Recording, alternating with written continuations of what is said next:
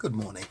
On today, day 207 of our 365 days of Bible study, we are embarking on a new topic. Today we're beginning to look at the ministry of the prophets, and in this particular few days we're looking at the ministry of Isaiah and Jeremiah. And today on day 207 we're looking at the young Isaiah complaining about how useless the people's religion is. This is Isaiah chapter 1, verses 11 to 20. I'll turn you around so you can see the text. The huge number of sacrifices you offer mean nothing to me, says Yahweh. I have had enough of the burnt offerings of rams and the fat of well-fed animals. I don't delight in the blood of bulls, lambs, or rams. Who actually asked you to trample my courtyards and come to appear before me? Don't bring me any more useless offerings. Your incense stinks.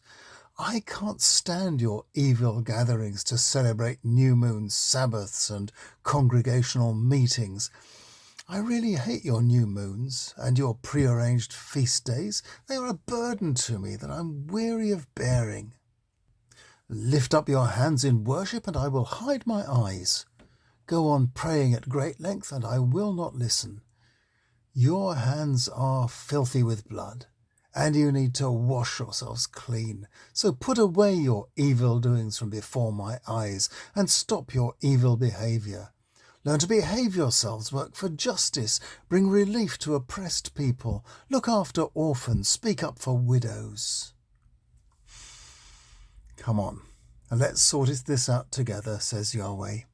Though at present your sins are like scarlet, they will become as white as snow.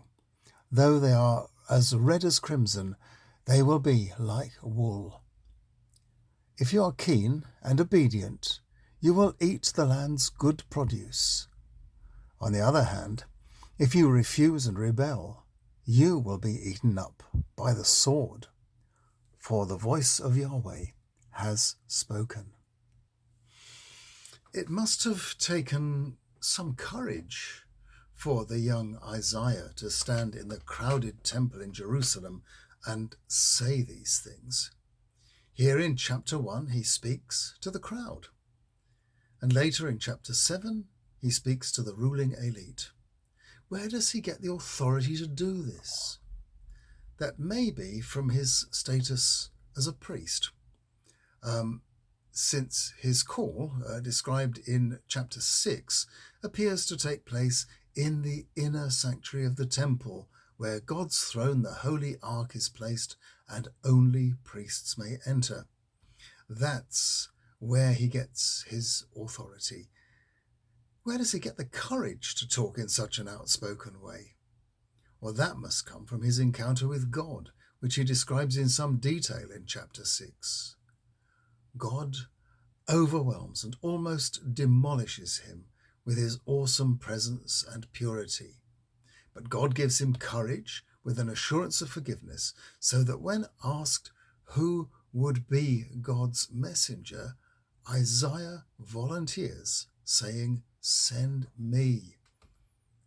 Then he is warned that his message would not be accepted by the people until too late, and the cities were destroyed and the people exiled. Only in the end would a small remnant remain. Now, these words right at the beginning of Isaiah's collected writings are astonishing, coming out of the mouth of a young priest, speaking to a crowd of the faithful coming to worship and offer sacrifices in God's temple. These words remind me of the vehemence of some early Protestant preachers denouncing the sale of pardons and the idolatry of the Mass. These are words of urgency, words of alarm and warning to a people and their leaders, because their faith has become a matter of routine and conformity, and their awareness of what is going on in the world has lapsed into a lazy complacency. The whole of the book of Isaiah falls into three main parts.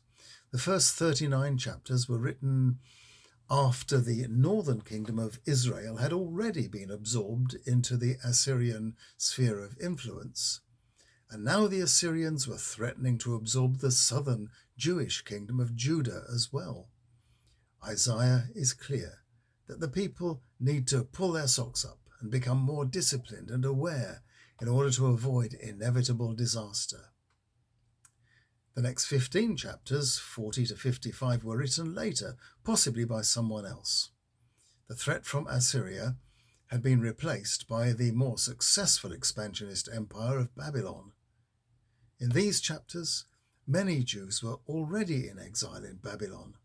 The prophet's job now was to relieve the hopeless exiles of their despair and to give them hope of future freedom and a new life. God begins to emerge not as a disciplinarian, but as the God of history.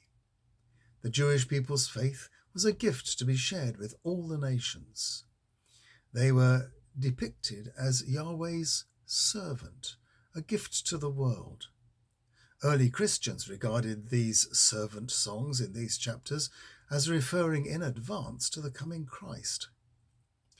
The last 10 chapters of Isaiah, written almost certainly by a different writer, were largely written about the time when the Jews were allowed back to Jerusalem after Babylon's defeat, and are an encouragement to get back to normal, to observe the Sabbath, and offer the sacrifices as they should have done before.